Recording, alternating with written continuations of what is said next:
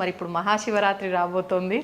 శివరాత్రి ఏం నేర్పుతుంది మనందరికీ? శివరాత్రి ద్వారా మనం ఏం తెలుసుకోవచ్చు దాని గురించి? ఇప్పుడు ఏమన్నావు? శివరాత్రి అన్నావు. ఏంటది? మహాశివరాత్రి. ప్రతి నెల మాస శివరాత్రి ఉంటుంది. అవునమ్మా. దీన్ని మహాశివరాత్రి అన్నారు. దేనికి అన్నారు? రాత్రి అనే పదం ఎందుకు వచ్చింది అక్కడ? ఇప్పుడు నువ్వు ఇవన్నీ లైట్లు వేసేసావు, డార్జిలింగ్, పెద్ద పెద్ద కెమెరాస్తో పెద్ద లైట్స్ పెట్టావు. ఆ లైట్లు పెట్టగానే అది ఆఫ్ చేసేసిన తర్వాత నీ కళ్ళు ఎలా ఉంటాయి? కొంచెం చీకటే. చీకటే. బాగా సూర్యుడిని చూసిన తర్వాత, సూర్యుడు వెలుగు చూసిన తర్వాత నీ కళ్ళు ఎలా ఉంటుంది? పూర్తిగా చీకటి. అదే రాత్రి. అంటే ఆ పరమశివుడి యొక్క ఆ డార్జిలింగ్, ఆ లైట్, ఆ లింగోద్భవ సమయంలో ఎప్పుడైతే ఆయన ఒక కాంతిపుంజం వెలువడిందో, ఆ కాంతిపుంజం చూడగానే మనకేమైంది? రాత్రి అయ్యింది, చీకటి ఇచ్చింది. దాన్ని శివరాత్రి అయ్యింది. అంతే కదా? అంతే. అప్పుడు అందుకని ఆ శివరాత్రిని మనం ఎలా చేసుకుంటున్నామంటే జాగరణ. ఏంటి జాగరణ? టీ తాగి, కాఫీ తాగి, ఏదో కాసేపు పేకాడుకుంటూ ఆ రాత్రిని ఏదో ఒక విధంగా వెళ్ళమార్చడం జాగరణ అవుతుందా? అవుతుందా? ఇప్పుడైతే అదే అవుతుందమ్మా. కాదు కదా. ఏదో ఒక తెల్లవారేటట్టు జరగడం, జరిపేసేసుకోవడం కాదు కదా. ఆ రాత్రి జాగరూకత వహించడం. జాగరణ అంటే మానసికంగా మనం జాగృతం కావడం. మానసికంగా మనం జాగృతం కావడం. అదెలా అమ్మా? ఎలా అంటే అక్కడ కథే అది కదా. బ్రహ్మకి వీళ్ళిద్దరూ నేను గొప్ప అంటే నేను గొప్ప అని వాదించుకుంటున్నారు అనుకో. తత్వాలు. బ్రహ్మ అనేది ఒక తత్వం, సృష్టి తత్వం. ఈయన పోషణించే తత్వం. నేను గొప్ప అని వాదించుకుంటూ ఉంటే అప్పుడు ఏంటంటే ఈయన సరే మీరు ఒక పని చేయండి, అదేదో నేను నిర్ణయిస్తానని ఒక కాంతిపుంజం వచ్చి బయటకు వచ్చి మీరు ఈ ఆది అంతం ఎక్కడుందో మీరు తెలుసుకురమ్మన్నాడు. ఈ సృష్టి యొక్క ఈ దీన్ని ఆది అంతం ఎక్కడుందో తెలుసుకురమ్మన్నాడు. సరే అని విష్ణుమూర్తి కూడా తన వాహనం మీద బయలుదేరాడు. ఎక్కడికి? కిందకి. ఈ భూమి కిందకి ఇంకా వెళుతూ తవ్వుకుంటూ వెళుతుంటే ఎక్కడ ఇది మొదలైందో ఆయనకు అర్థం కాడాల. బ్రహ్మదేవుడు తాను హంసవాహనం మీద ఇంకా పైకి వెళుతున్నాడు. అది ఎక్కడ మొదలైందో ఆయనకి తెలియడాల. తెలియదని ఒప్పుకోవడం ఎలా? ఒప్పుకోవడం ఇష్టం లేదు. ఏది? నేను కనుక్కోలేకపోయినా ఒప్పుకోవడానికి ఈయన మనసు అంగీకరించట్లా. ఈ లోపల వస్తుంటే ఎక్కడి నుంచో ఒక పువ్వు వచ్చి పడుతుంది, మొగలి పువ్వు.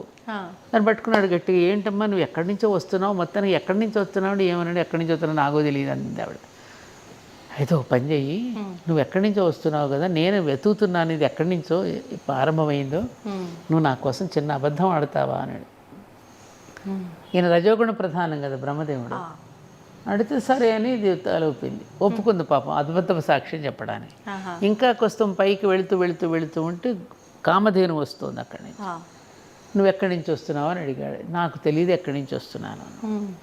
అయితే నువ్వు కూడా నా కోసం ఒక చిన్న అబద్ధపు సాక్ష్యం చెప్పు. నేను ఎక్కడి నుంచి వస్తున్నానో కనుక్కున్నానని నేను చెప్తాను, అది కనుక్కున్నానని దానికి నువ్వు సాక్ష్యం చెప్తావు అంటే సరేనని తలూపింది. సరే వీళ్ళిద్దరిని వెంట పెట్టుకుని బ్రహ్మదేవుడు చేరుకున్నాడు, ఆ విష్ణుమూర్తి కూడా చేరుకున్నాడు ఈ కాంతిపుంజం దగ్గరికి. ఎవరైతే ఈ పరీక్ష పెట్టారు పెడితే అప్పుడు విష్ణుమూర్తి ఒప్పుకున్నాడు. సత్వగుణ ప్రధానం కదా, నేను కనుక్కోలేకపోయాను ఇది ఎక్కడ మొదలైందో అని చెప్పుకుంటే సరే మరి నువ్వేం చేసావని అడిగితే నేను కనుక్కున్నాను, కావాలంటే వీళ్ళని అడగండి, మొగలి పువ్వు చెప్తుంది. ఆయన చెప్తుంది మొగలి అవునంటే కనుక్కున్నాడండి, ఈయన కనుక్కున్నాడండి చెప్పింది. ఏమయ్యా నువ్వేంటని ఆమె తల ఊపింది ఇది కామధేను. అప్పుడు వెంటనే అబద్ధం చెప్పావు కాబట్టి కామధేనువుకి నీకు ముఖానికి పూజ అర్హత లేదు, నీకు తోకకే నమస్కారం, పృష్ఠభాగానికి. మొగలి పువ్వు నువ్వు కూడా అబద్ధం చెప్పి నీకు పూజ అర్హత లేదు, భగవంతుడి చేరికి ఇక్కడ నీకు పూజ చేసే అర్హత లేదని చెప్పించాడని కథనం, పురాణ కథనం చెప్తారు అక్కడ. నువ్వు నిజం చెప్పావు కాబట్టి ఏది అవలేదు, నీకు ఆలయాలు కట్టి పూజ చేస్తారు, బ్రహ్మకి నీకు ఆలయం లేదయ్యా పొమ్మన్నాడు, అబద్ధపు సాక్ష్యం చెప్పించావు కాబట్టి అని ఈ కథ మనకు పురాణ గాథ చెప్తూ ఉంటారు. అంటే బ్రహ్మదేవుడికి అంత అబద్ధం ఆడితే అంత శిక్ష వేస్తే మరి మనకి రోజు 24 గంటలు అబద్ధాలాడే మనకెంత శిక్ష ఉండాలి? అలవోకగా కదా. అవునమ్మా. అందుకని ఆ జాగరణ అనేటటువంటిది ఏంటంటే ఈ సత్వరజస్తమో గుణాలు ఏవైతే ఉన్నాయో 3 సరైన నిష్పత్తిలో ఉండి బ్యాలెన్స్ చేసుకోగలగడమే మానవుడు చేయవలసిన పని. అందుకనే స్త్రీ అన్నారు. ఈ 3ంటిని బ్యాలెన్స్ చేసుకోగలిగిన స్త్రీ, ఈ కారము చైతన్యము. ఇంటా బయట కూడా గెలుస్తుంది అంటారు కదా. ఇప్పుడు తల్లి ఉంది, పార్వతీదేవి ఉంది, ఆయనకు సగభాగం. ఆవిడ అన్నింటినీ బ్యాలెన్స్, ఆయనకు కుటుంబ విషయాలు ఆయనకి తెలియదు, ఆయన బైరాగి పరమశివుడు, అర్ధభాగం ఇచ్చేశాడు. అటు అన్నింటినీ ఇటు జగత్తుని కూడా బ్యాలెన్స్ చేస్తూ పరిపాలించడానికి ఆవిడ సహాయపడుతోంది ఆమెకి. మనం కూడా ఇంట్లో కూడా అంతే కదా. భర్త కొంచెం వీక్గా ఉంటాడు కొన్ని విషయాల్లో, భార్య చాలా తేజస్సుగా ఉంటుంది. మీరు ఉండండి, నేను చూసుకుంటాను వ్యవహారం ఏంటో, మీరు లోపలికి వెళ్ళండి, నేను మాట్లాడొస్తానని అంటుందా లేదా? ఆయన చేయలేని పనులు ఈయన చేసి ఆయనకి పేరు తెచ్చేటట్టు చేస్తుంది కదా. అందుకని ఒక ఒక కథ ఉంది, జోకు. ఒక రోజు వెళ్ళిందంటే పార్వతీదేవి పరమశివుడిని, శివరాత్రి కాబట్టి సరదాగా చెప్తున్నాను. ఏమండి కొంతమందికి ఊరికే పేరు వచ్చేస్తుంది ఏమిటి, ఏమీ చేయకుండానే అని అడిగిందట. ఈయన ఎందుకు అడుగుతుందని, ఎందుకు అడుగుతున్నావు ఈ ప్రశ్న, ఏమైంది ఇప్పుడు చెప్పు అన్నాడు. ఊరికే అడుగుతున్నానండి, కొంతమందికి ఏమీ చేయకుండా పేరు వచ్చేస్తుంది, అది ఎందుకో చెప్పండి అంటే, ఏమో నువ్వు ఎందుకు అడుగుతున్నావు నాకు అర్థం కావట్లేదు, ఏమిటో చెప్పు అన్నాడు. అదేనండి మరి ఆనాడు ఇది మార్కండేయుడిని యమధర్మరాజు తరుముకుంటూ వస్తూ ఉంటే ఆ మార్కండేయుడు వచ్చి గట్టిగా మిమ్మల్ని కౌగిలించుకుంటే, మరి మీరు ఒక్క తన్ను తన్నారు కదా యమధర్మరాజుని, ఏ కాలుతో తన్నారండి అది? ఎడమ కాలుతో తన్నాను. మరి ఎడమ కాలు ఎవరిదండి అంటే, నీదే. మరి తన్నింది నేనైతే పేరు మీకెందుకు వచ్చింది? సరదాగా చెప్తున్నా, ఎడమ భాగం అంతా ఆవిడదే కదా, సామర్థ్యం అంతా ఆవిడదే కదా. అందుకని సరదాగా చెప్పుకునేది ఇది. అలా బ్యాలెన్స్ చేయగలిగి భర్తను బయట పడేయకుండా, బయట ఎవరి ముందు అన్నది భర్తని, లోపలికి వచ్చాక అంటుంది, ఏమండి మీరు కూడా అంత తొందరపడకుండా ఉంటే బాగుండేదేమో అనిపించింది నాకు. ఆయన ఎందుకు అట్లా గబుక్కు నోరు బారేసుకున్నారు మీరు? మనం కోపడదామా లేదా? వెనక్కి లాగుతామా లేదా కదా. అంటే ఆ సమన్వయం చేసుకోవటం అనేది స్త్రీకి సహజంగా వచ్చిన ఒక నేర్పరితనం. భగవంతుడు అధిక శక్తులు ఇచ్చాడు కదా ఈవిడికి, 7 శక్తులు. ఏది? కార్యేషు దాసి, కరణేషు మంత్రి, భోజ్యేషు మాత, క్షమయా ధరిత్రి, ఇవన్నీ ఇచ్చాడు కదా ఆవిడికి. దాన్ని బ్యాలెన్స్ అందుకని సత్వరజస్తమో గుణాలు ఏవైతే ఉన్నాయో వాటిని బ్యాలెన్స్ చేసుకోగలిగింది స్త్రీ. అందుకే సకార రకార తకారాలు ఉన్నాయి దానిలో, ఈ కారమే చైతన్యం. అందుకని ఆ శివరాత్రి రోజున ఆ తేజపుంజాన్ని లింగోద్భవం ఆది అంతం లేదుగా. ఇప్పుడు శివలింగం ఉందమ్మా, ఇట్లా ఈ రకంగా ఉంటే ఇక్కడి నుంచి ఇక్కడికి స్కేల్తో కొలుస్తావు నువ్వు శివలింగాకారంగా ఉందని ఎక్కడ మొదలైంది, ఎట్లా కొలుస్తావు? కొలుస్తావా? ఆది అంతం ఉందా? ఎవనిచే జనించు జగమెవ్వని లోపల నుండి లీనమై ఎవని ఎందుడిందు పరమేశ్వరుడెవ్వడు, మూల కారణంబెవ్వడు, అనాది మధ్యలేడెవ్వడు, సర్వము తానయైన వాడెవ్వడు, వాని ఆత్మభు ఈశ్వరునే శరణంబు వేడెదాన్. ఆది అంతం లేదు కదా, ఎక్కడుంది? నువ్వు ఆకాశం ఎక్కడి నుంచి ఎక్కడికి అంతమవుతోంది తెలుసా? తెలియదు. ఆయనే లింగోద్భవం, ఆకాశానికి ప్రతీక ఆయన, భూమికి ప్రతీక కింద పానుమట్టవు అమ్మవారు. భూమి ఆకాశాలకు పూజ చేస్తున్నావు ఆ రోజు. పైన ఆకాశం, కింద భూమి. ఈ భూమి ఆకాశాలకు అభిషేకం చేస్తూ, ఈ భూమి ఆకాశాల వల్లే నా బ్రతుకు తెల్లవారుతోందయ్యా, అందుకని అప్పుడప్పుడు నీకు కోపం వస్తుంది మేము చేసే వెధవ చేష్టల వల్ల, నీ కోపానికి గురి కాకుండా ఉండే బుద్ధిని మాకు ప్రసాదించవయ్యా అని ఆ రోజంతా అభిషేకం చేసుకుని మన మనసును కూడా మనం కడిగేసుకునే రోజు జాగరణతో. మన మనసును కూడా కడిగేసుకుంటున్నాం ఆ రోజు. మన మనసుకు పట్టిన మాలిన్యాన్ని తుడిచేసుకునే రోజు శివరాత్రి. బోలెడంత మాలిన్యం పడుతుంది కదమ్మా. ఒక అద్దం కాస్త 2 రోజులు వదిలేస్తేనే అద్దం నుండి దుమ్ము పడుతుంది. అద్దాన్ని ఎలా తుడిచేస్తున్నామో, మనలో ఉన్న నీలోన శివుడు నాలోన శివుడు అని తనికెళ్ళి భరణి గారు పడినట్టుగా నాలోన ఉన్నటువంటి శివుడిని కూడా నేను అలా తుడిచేసుకుని కడిగేసుకుని ఇదా నా నిజస్వరూపం, ఇదా నా స్వస్వరూపం అని తెలుసుకోవాల్సిన రోజు శివరాత్రి. వచ్చే శివరాత్రి నాటికి ఈ సంవత్సరం కింద సంవత్సరం చేసిన ఈ తప్పులని మళ్ళీ ఈ సంవత్సరం చేయకుండా ఉండడానికి కావలసిన సమీక్షను చేసుకుని ఆ తప్పులను సరిదిద్దుకుని, అయ్యవారు ఏం చేస్తున్నారంటే చేసిన తప్పులు దిద్దుకుంటున్నారు. మాట్లాడరు అనుకోకుండా. వాటిని మళ్ళీ సరిదిద్దుకుని సరైన ట్రాక్లో వెళ్ళడం. మళ్ళీ వెళ్ళడం కోసం వచ్చే రాత్రి శివరాత్రి. ఇంకెంతకన్నా ఏం చెప్పాను నీకు నేను? ఇంత అర్థం ఉంది, ఇది ఆచరించాల్సింది. కానీ కోరికలు మళ్ళీ ఇక్కడ ఈ ద్రవ్యంతో అభిషేకం చేస్తే నా ఈ అస్సలు లేదు. కోరిక నెరవేరుతుంది, దీనిపైనే వెళ్తున్నామమ్మా మళ్ళీ. అస్సలు ఆ ద్రవ్యాలు ఇప్పుడు లేనిపోయిన కొత్త వేషాలు వచ్చేసినాయి. అబ్బో ఎన్ని నేను కూడా మా గుడిలో మొత్తుకుంటాను, అలా చెయ్యకండి. అది నాకు గుమ్మరిస్తున్నట్టు కనపడుతుంది తప్ప మీరు ప్రేమగా అభిషేకిస్తున్నట్టు కనపడదయ్యా నాకు. అది అభిషేకం ఎంత ప్రేమగా ఆ ద్రవ్యాన్ని మనం సమర్పిస్తున్నట్టు మన మనసును ఒకవైపున కడిగేసుకుంటూ ఆ పెడుతున్న నమస్కారం దేనికి? రుద్రాభిషేకం చేసుకునేటప్పుడే ప్రతి ఒక్కడికి నమస్కారం చెప్తున్నాం. ఈ సృష్టిలో ఉన్న వైవిధ్యానికి నమస్కారం పెట్టుకుంటున్నాం. చెట్టుకి నమస్కారం, పుట్టకి నమస్కారం, ఆఖరికి దొంగకు కూడా నమస్కారం అంటున్నాం మనం.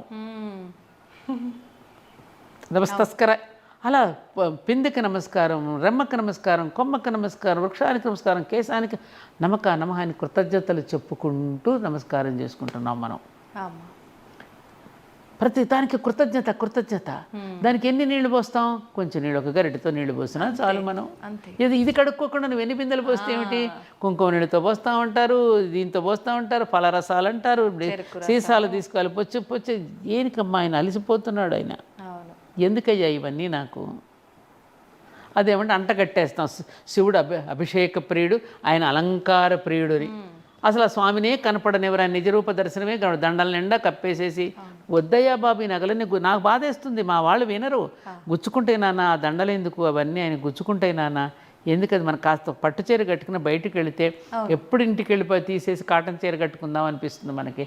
మరి నా తండ్రికి అనిపించదా? ఖచ్చితంగా అనిపిస్తుంది.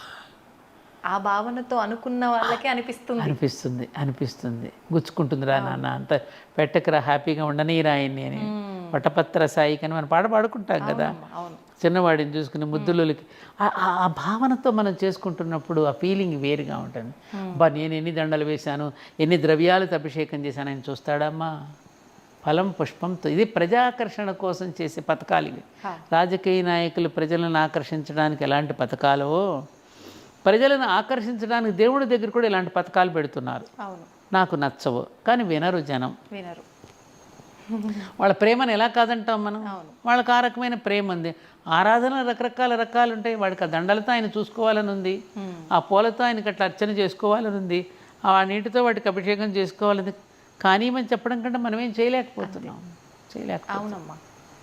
ఇంకా వాళ్ళు అది భక్తి అని అనుకున్నప్పుడు ఆ భక్తిని అలా కానిచ్చేయడం మనం ఏం చేయలేం. కానీ ఇక్కడ ప్రతి ఒక్కరు అర్థం చేసుకోవాల్సింది ఏంటంటే అమ్మ, ఈ ఆలయంకి వెళ్తే ఈ కోరిక నెరవేరుతుంది, లేదంటే ఇక్కడికి వెళ్ళి నేను అభిషేకం చేస్తే ఇలా అవుతుంది అని ఈ ఆలోచన విధానం పెంచుకోవటం వల్ల స్వామికి కూడా మనం దూరం అవుతున్నాం ఒక రకంగా. 100%. ఇది మర్చిపోతున్నారమ్మా చాలా మంది. ఎక్కడ ఉన్న భగవత్ శక్తి ఒకే రకంగా ఉంటుందమ్మా. ఇక్కడ ఉంటేనే ఈ శక్తి, అక్కడికి వెళితేనే ఆశీర్వదిస్తుంది అనేది లేదు. ఇవన్నీ ఒకలాంటి అడ్వర్టైజ్మెంట్స్ లాంటివి.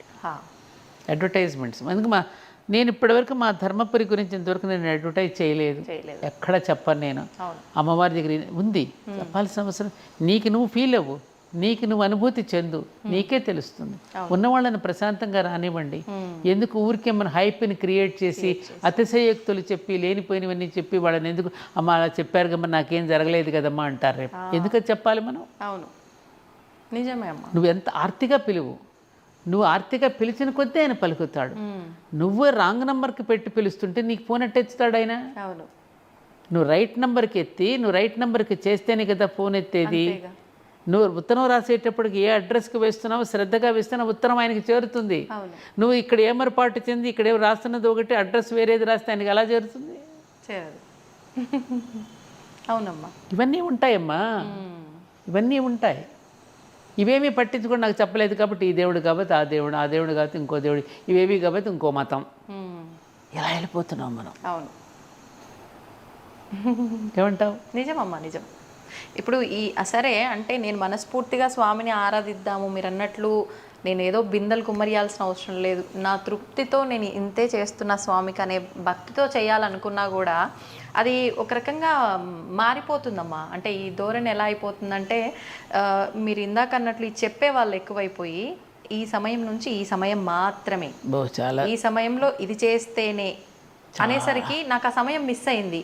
ఇంకా నేను ఇప్పుడు భక్తిలో ఒక భయాన్ని క్రియేట్ చేస్తున్నారమ్మా. అసలు భగవంతుడి దగ్గర భయపడవలసిన పనే లేదు. తల్లి దగ్గర పిల్లవాడు భయపడతాడమ్మా, ఒళ్ళో హాయిగా కూర్చుంటాడు వాడు. ఆ స్వేచ్ఛ ఉంది ఆయన దగ్గర, ఆ చనువు ఉంది. మనం తిడుతూ కూడా పూజ చేస్తాం, నిందాస్తుతి అంటాం. మన పాటలు ఉన్నాయి కదా, ఎవడబ్బ సొమ్మని కులికావయ్యా నీకు నీ జయించానని అంటాడు. ఇవన్నీ ఏంటిది? ఒక నిందాస్తుతి. ఆయనతో అంత చనువు ఉంది మనకి.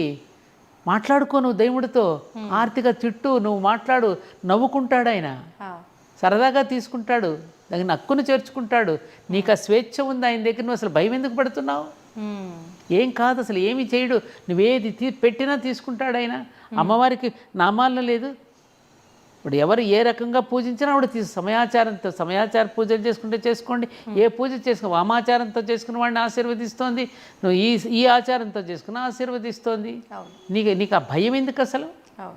ఇలా చదవకపోతే అమ్మవారు ఏదో చేసేస్తుంది, నెత్తి ఎందుకు చేస్తుంది? పిల్లవాడు ముద్దు మాటలు మాట్లాడుతూ ఉంటే ముందుగా మురిసిపోతుంది. నువ్వు పెరిగిన తర్వాత ఇక్కడ అవే మాటలు మాట్లాడితే మొట్టికాయ వేస్తుంది. నువ్వు పెరిగావు కదరా ఇప్పుడు. అందుకని పలికేటటువంటి మాటలు అర్థం మారిపోతుంది. కాబట్టి అర్థయుక్తంగా చదవండి. రాగయుక్తంగా చదవడంలో ఇక్కడ విరిచి చదవకండి. చదివితే మారిపోతుంది అర్థం. అర్థం మారిపోతే నువ్వు కీర్తించబోయి నువ్వు దూషిస్తున్నావు అని చెప్తున్నావు మనం. నువ్వు లలితా సహస్రనామాలు చదువుతున్నావు, విష్ణు సహస్రనామాలు చదువుతున్నావు అని భగవంతుడిని కీర్తిస్తూ స్తుతిస్తున్నావు. నువ్వు ఆ స్తుతులలో దోషాలు వస్తే అర్థం మారిపోతే నీకు అది దోషం అని చెప్తున్నారు, అంతే కదా. దానికి ఎందుకు భయం? ఎందుకు? అది చిన్నప్పుడు ముద్దు మాటలు మాట్లాడుతూ ఉన్నప్పుడు అమ్మ ఎలా మురుసుకుందో, నువ్వు కూడా వయసుతో ఎదుగుతున్నావు, కానీ మానసికంగా నువ్వు చిన్నవాడివే కదా. ఆ చిన్నతనాన్ని అమాయకత్వాన్ని చూసి కూడా నవ్వుకుంటుంది తప్ప అప్పుడు నిన్నేం ఆమె దోషమే పట్టుకోదు. నీదేదో చేసేసేదు, ఏదో రకంగా నీకేదో ఏమంటారు దాన్ని, ఏదో నెత్తి అడుస్తుందని, ఇంకేదో జరిగిపోతుందని అసలు భయపడాల్సిన అవసరమే లేదు. భగవంతుడి దగ్గర ఎవ్వరు భయపడవలసిన పని లేదు. భగవంతుడు నీ ప్రవర్తనను చూసి మురుసుకుంటాడు, నీ సంస్కారాన్ని చూసి మెచ్చుకుంటాడు తప్ప అక్కడ ఎప్పుడు నువ్వు ఇలా చేస్తే, నువ్వు 2 ఒత్తులే పెడితే, లేదా 3 ఒత్తులు పెడితే, 5 ఒత్తులు పెడితే దానికి తగినటువంటి ఫలితం ఇస్తాడనేది ఎప్పుడు అనుకుంటే, భగవంతుడికి మధ్య నీ దగ్గర కూడా వ్యాపార ధోరణే ఉంటుందా? వ్యాపారమా ఇది? భగవంతుడితో నువ్వు వ్యాపారం చేస్తున్నావా? 3 పెడితే నేను కరుణిస్తా, 5 పెట్టకపోతే నేను ఇచ్చేస్తా, 2 పెడితే ఏదవుతుంది? ఎంత అర్థం ఉందండి? అప్పటి వరకు 2 ఒత్తులు పెట్టుకుంటున్నావు, చనిపోయినటువంటి పార్థివ దేహం దగ్గర 1 ఒత్తి పెడుతున్నావు. జీవాత్మ పరమాత్మలో కలిసిపోయింది, ఇంక అక్కడ 2 లేవు, ఒకటే. అది కదా అర్థం అక్కడ. ఇడా పింగళ సుష్మనానాడు ప్రతీకగా కుంభవత్తి మధ్యలో పెట్టి 2 ఒత్తులు వెలిగిస్తున్నావు. అదేంటి? అది ఒక ప్రతీకాత్మకంగా చేసే పూజ మనకది. నువ్వు 2 పెట్టినా అక్కడ 3 పెట్టినా ఏమీ కాదు అక్కడ. మన మనస్సాక్షి ఒప్పుకుంటే చాలా అమ్మ చేస్తున్న పనికి. అంతేనమ్మా, మన మనస్సాక్షి ఒప్పుకుంటే చాలు. నీ మనసునే చూస్తాడు తల్లి అక్కడ. నువ్వు పెట్టే నైవేద్యంలో కానీ, నువ్వు వెలిగించే దీపంలో కానీ నీ మనసును చూస్తాడు తప్ప అక్కడ అమాయకంగా అసలు ఏమీ తెలియదు. పసిపిల్లలు ఆడుకుంటూ పూజలు చేస్తారు కొన్ని బొమ్మలాటల్లో, దాన్ని ఎంత మెచ్చుకుంటాడో, దాన్ని ఎంత మురిసిపోతాడో కదా. భగవంతుడికి నీ ప్రేమ, నీ అమాయకత్వం, మాయ లేనటమే అమాయకత్వం. మాయ లేకపోవటమే అమాయకత్వం కదమ్మా. ఆ మాయలేని తనాన్నే చూస్తున్నాడు అక్కడ. మురుసుకుంటాడు, ప్రేమిస్తాడు. అది చూడుకోకుండా మనం ఇలా పెట్టకపోతే అబ్బో దీని వలనమ్మా నేను చెప్తున్నాను ఎన్ని రకాల ఛాందసాలతో సైకోలు అయిపోతున్నారు. ఒక రకంగా సైకలాజికల్లో ఒక ఫీలింగ్స్లోకి వెళ్ళి ఒక భయం వస్తుంది వాళ్ళలో. ఆ భయంతో వాళ్ళు రకరకాల పిచ్చి చేష్టలు చేస్తున్నారు. అవును, పోట్లాడుతున్నారు. పైగా మేము ఇలాగే పెడతామండి, పలానా పంతులు గారు చెప్పారండి, మాకు ఇలాగే చెప్పారండి, ఆవుకి ఇలాగే తినిపించాలంటండి, ఇలాగే పెట్టమన్నారండి మా గురువు గారు. చచ్చిపోతున్న వాళ్ళని ఒక రకంగా దీంట్లోకి తీసుకురావాలంటే చాలా కష్టం. ఇవాళ రేపు పురోహితులు, మేధావులు చెప్పే విషయాలు పక్కన పెడితే అమ్మ, ఎక్కడికైనా ఆలయానికి వెళ్తే మన తోటి భక్తులు ఉంటారు కదా, వాళ్ళు కూడా చెప్పడానికే తయారవుతున్నారు. వీళ్ళు విని మనం ఒకటి ఆచరిస్తాం మన పద్ధతిలో, ఇది ఇలా కాదమ్మా అది అలా ఆచరించాలి అని చెప్పి మనకు కూడా చెప్పే వాళ్ళు ఎక్కువైపోయారు. ఇంకేం చెప్పాలమ్మా? చెప్పలేము. ఏదో ఉంది కదా, కుందేటి కొమ్ముకు ఏదో ఒక పద్యం ఉంది కదా, తిమ్మిరి ఇసుక అదే పద్యం గుర్తురా, అట్లా తైలము తీయవచ్చు అని ఏదో మూర్ఖుడికి మనం చెప్పలేమని చెప్పేసి కుందేటి కొమ్ము సాధించవచ్చు అన్నట్టుగా కొన్ని చెప్పలేము, ఇక మనం ఏం చేయలేము వాళ్ళని. అంతే, అది కాలమే పరిష్కరించాలి. ఇప్పుడు మీరు అన్నట్లుగా ఇది ఎంత బాగుందమ్మా, మనం భగవంతుడితో నా ముందున్నాడు ఆయన, నా బాధను చెప్పుకుంటా, నా ఆనందాన్ని షేర్ చేసుకుంటా అంటే ఇప్పుడు ఈ రూపంలో మనం ఫ్రెండ్స్ అనుకుంటున్నాం, ఈయనే నా మిత్రుడు, ఈయనకే చెప్పుకుంటా అంటే ఇదెంత బాగుంది. బాగుంది కదా. కానీ మంత్రమే నీకు మధ్యలో ఎందుకు మంత్రంతోటే నామంతోటే అయితేనే స్వామి నీకు అనుగ్రహిస్తాడు, స్వామి లేదు. ఇవన్నీ మంత్రాలు ఎవరు ఇప్పుడు నీ నీ నీ లోపల ఉన్న నీ హృదయ భాషతోనే నువ్వు మాట్లాడుకో. కవులందరూ అలాగే మాట్లాడుకున్నారు. వాళ్ళ యొక్క భావన. ఇప్పుడు సుప్రభాతం ఉంది, సుప్రభాతం ఎవరో కవులు రాసిందే కదా. అంతే. కళాత్మకంగా ఒక భావనాపూర్వకంగా మేలు కొలుపుతున్నాడు ఆయన్ని, మేలుకోవయ్యా అని. అవును కదా. ఆయన నిద్రపోతున్నాడా నువ్వు మేలు కొలపడానికి? అసలు అదొక భావన. అంతే. వటపత్ర సాయికి అంటూ శ్రీకృష్ణుడికి చక్కగా అడుగులు వేసి, మన కృష్ణాష్టమి వస్తే ఆయనకు అడుగులు వేసి మనం ఎందుకు పూజ చేసుకున్నది ఒక భావనాత్మకంలో, ఆ భావనాలోకంలో విహరిస్తూ ఉన్నప్పుడు మనకు ఒక ఆనందం, ఒక అనుభూతి కలుగుతుంది. అవును. ఇప్పుడు ఈ లలితా సహస్రనామాలైనా, స్వామికి వెంకటేశ్వర స్వామికి సంబంధించి కీర్తనలు, అన్నమయ్య కీర్తనలైనా అన్ని స్వామిని వర్ణించినవే కదమ్మా. అంతే కదా, వర్ణన. అంతే. ఊహ ఎవరి భావన వాళ్ళది. అమ్మవారిని పూజ చేసుకున్నా, ఆ తల్లిని అలంకరించుకుని చూసుకున్నా, మనం మాట్లాడుకుంటూ ఆ తల్లితో ఇంకెంతకాలమమ్మా ఇవన్నీ పెడతావు పరీక్షలు, ఇంకెంతకాలమమ్మా ఈ కష్టాలంటే కొంచెం ఆగవమ్మా, మరి అవన్నీ కూడా సమస్య. కాలం అనేది ఒకటి ఉన్నది కదా, నీకు కూడా కొంత జ్ఞానం రావాలి కదా. ఈ కష్టం నీకు క్రియేట్ చేశాను అంటే ఈ కష్టం ద్వారా నువ్వు నేర్చుకోవాలి గుణపాఠాలు చాలా ఉన్నాయమ్మా. ఆ గుణపాఠాలు నేర్చుకోవడానికే మనకు కష్టం అనేది భగవంతుడు క్రియేట్ చేస్తాడు సన్నివేశాల రూపంలో. దాన్ని అధిగమించటం ఎలాగో నీకు నేర్పడానికే. నువ్వు వాళ్ళు నేర్చుకుంటే రేపు నీ పిల్లలకి చెప్తావు ఈ పాఠం. ఇదంతా ట్రైనింగ్ అమ్మా. అంతే, ట్రైనింగ్. మా గురుగారు ఒక మాట అనేవారు, ఎకరాల కృష్ణమాచార్యులు, పూజలో ఎప్పుడు మీరు స్ట్రెయిన్ అవ్వకండి, అలా ట్రైన్ అవ్వండి. స్ట్రెయిన్, అలసిపోవద్దు, అయి పెట్టలేదు ఈ పెట్టలేదు అని కంగారు పడి దేవుడు ఏం చేస్తాడు, నువ్వు స్ట్రెయిన్ అవ్వకు, ట్రైన్ అవ్వు, శిక్షణ పొందు. పూజ అనేది నువ్వు శిక్షణ పొందడానికే, శిక్షణ పొందడానికే పూజ. అంతే. రిహార్సల్స్ అది. ఆ పూజలో నువ్వు పాల్గొన్నంతసేపు నీకేమవుతుంది, ఈ ఇందాక మనం చెప్పుకున్న త్రిగుణాలు ఇది నిష్పత్తిలోకి ఉంటున్నాయి. లేకపోతే ఖాళీగా కూర్చున్నంతసేపు ఏదో చెడ్డ పని చేయాలనిపిస్తుంది. అవును. అందుకనే మనకి భజన చెయ్యి, కీర్తనలు చెయ్యి, బెట్లు పెట్టు, అది పెట్టు, ఇది పెట్టు, ఈ చెయ్యి, అలంకరణ చెయ్యి, ఇవన్నీ ఎందుకు పెట్టారు మనకి?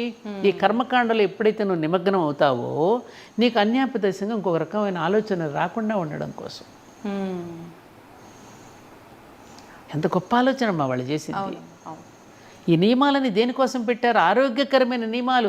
నువ్వు బాగా ఆలోచించండి. మీరు మళ్ళీ చెప్తున్నా, మన సనాతన ధర్మంలో ఆరోగ్యకరమైన నియమాలే ఉన్నాయి తప్ప నిబంధనలు లేవు. ఇలాగే చెయ్యాలనే నిబంధన ఎక్కడా లేదు మనకి.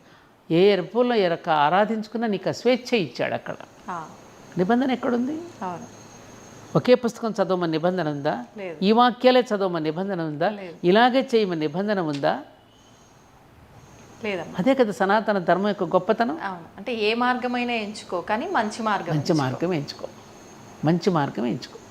మంచిగా ఉండు. నీ ప్రవర్తన బాగుంటే భగవంతుడు మురిసిపోతాడు. మళ్ళీ నీకు నెక్స్ట్ జన్మ అనేది, నీకు ఒక అకౌంట్ ఉంది, ఆ అకౌంట్లో నువ్వన్నీ దాచుకుంటే రేపు డ్రా చేసుకోగలుగుతావు నువ్వు. అంతే అమ్మా. అదే చెప్పారు. సంతోషం అమ్మా, చాలా సేపు అయిపోయింది కదా. బాలేకపోయినా నేను ఇబ్బంది పెట్టి కూర్చోబెట్టాను. పాప నువ్వు చాలా రోజు నుంచి అడుగుతున్నావు, నేను చెప్పలేకపోతున్నాను పాపం అనేక. నేను ఇవాళ మళ్ళీ రేపు తర్వాత మళ్ళీ బిజీ అయిపోతాను అని చెప్పి సరే రమ్మన్నావు. ఎప్పట్లాగే మీరు ఇప్పుడు కూడా చాలా వివరంగా చెప్పారమ్మా. అంటే ప్రతి ఒక్కరికి ఏదో ముచ్చటించుకున్నట్టుంది తప్ప నీది మాట్లాడుకున్నట్లేదుగా. చూసే వాళ్ళకి కూడా అంటే ఇలా మాట్లాడుకుంటేనే తొందరగా వాస్తవాలు కదా ఇవన్నీ. ఏంటంటే అమ్మా అనుభవసారం అంతే. నేనేమి జ్ఞానిని కాదు, జస్ట్ మనకున్నటువంటి అనుభవాలు, మన పెద్దలు జీవించిన తీరు, మేము జీవించిన తీరు, మేము ఎన్నో ఆటుపోట్లను ఎదుర్కొని నిలబడ్డ తీరు, ఆ ఆటుపోట్లు ఎదుర్కొంటూ ఉన్న కొద్దికి వచ్చే సత్ఫలితాలు ఎలా ఉంటాయో, మన వ్యక్తి నిర్మాణమే జాతి నిర్మాణం, మన వ్యక్తిత్వమే మనకి ఎప్పటికైనా మనకు అదే నిలబెడుతుంది మన అనేటటువంటిది. మేము బ్రతికిన తీరుని మీకు చెప్పాను తప్ప మేము వీఆర్ నాట్ అంత పెద్ద జ్ఞానులం కాదు. జ్ఞానులంతా ఇలా మేము జ్ఞానులం కాదు అనే చెప్తారేమో. కాదమ్మా, అదే వాళ్ళ గొప్పతనం. అనుభవం. పెద్దలే వాళ్ళు చెప్పిందే అనుభవమేగా. అట్లా జ్ఞానం కావాలంటే కొన్ని ఎన్ని జన్మలెత్తాలమ్మా. మహానుభావులు మహర్షులైనటువంటి వాళ్ళు ఇంకెన్ని జన్మలెత్తాలో. అంత సముద్రం అంతటి లోతైనటువంటి జ్ఞానం మనది. మన వేదాలు, మన ఉపనిషత్తులు ఇవన్నీ అవపోసన పట్టాలి అంటే వాటి నుంచి సారంగా ఎన్ని జన్మలు ఎత్తాలమ్మా. కాబట్టి వాళ్ళు మళ్ళీ అదే చెప్పారు, తేలిక అది ఏం అక్కర్లేదు. ఆ వేదాల యొక్క సారాన్ని, ఆ ఉపనిషత్తుల యొక్క సారాన్ని ఏదో అర్జునుడిని వీటిని గోవు వత్సలుడిగా ఎలా అయితే పోల్చారో కానీ చిన్న వాక్యంలో చెప్పేశారు కానీ మన పూర్వీకులు చిన్న వాక్యంలో చెప్పేశారు వాళ్ళు గీతాల సారాన్ని. దాన్ని మన జీవితానికి మనం అన్వయించుకుంటే అందరి జీవితం సాఫీగా వెళ్ళిపోతుందమ్మా. అసలు సాఫీగా వెళ్ళిపోవాలని కోరుకోవడమే తప్పు. సాఫీగా వెళ్ళిపోతే బోరు కొట్టదు, అంతేగా. నీకు జ్ఞానం ఎలా వస్తుంది? ఎత్తు పల్లాలు. అదే పిల్లవాడిని నువ్వు స్కూల్కి నడుస్తుంటూ పంపిస్తే దారిలో వాడు ఎన్ని దృశ్యాలు చూస్తాడు, ఎంతమందితో మాట్లాడతాడు. అదే పిల్లవాడు నువ్వు ఏసీ కార్లో పంపిస్తే వాడు ప్రపంచాన్ని ఎలా చూస్తాడు? చూడు, శ్రీరామచంద్రుడు మరి వాల్మీకి మహర్షి దగ్గర ఎందుకు వదిలిపెట్టాడు? అక్కడ కనుక పుడితే పిల్లలు అక్కడ నేల మీద కనుక పెరిగితే, నేల మీద నిద్రపోతే, సామాన్య ప్రజల కష్టసుఖాలు చిన్నప్పటి నుంచి తెలిస్తేనే వాళ్ళు ప్రజలను కూడా చక్కగా పాలించగలుగుతారని అక్కడ పెరగమన్నాడు ఆయన. నువ్వు చిన్నప్పుడు ఏసీ రూమ్లో పెరిగితే వాడికేం తెలుస్తుంది కష్టం? నిజమే అమ్మా కదా. అంతే అంతే. సంతోషం అమ్మా, చాలా సంతోషం విజిత, చాలా సంతోషంగా ఉంది. మంచిదమ్మా.